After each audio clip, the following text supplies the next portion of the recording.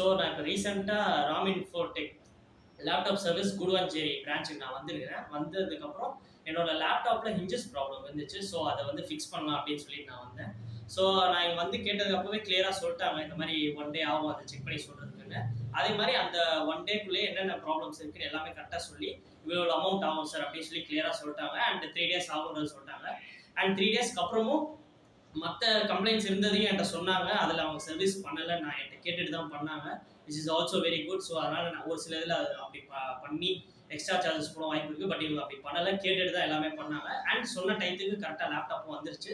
And இப்போ பண்ணதுமே நல்லா பண்ணியிருக்காங்க.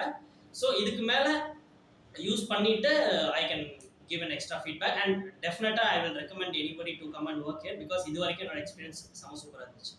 ஸோ இந்த வீடியோவை வந்து எந்த சோஷியல் மீடியா பிளாட்ஃபார்ம் ஆர் எந்த வெப்சைட்டில் போஸ்ட் பண்ணுறதுனால எனக்கு அதில் ஒரு பிரச்சனையும் இல்லை. All good.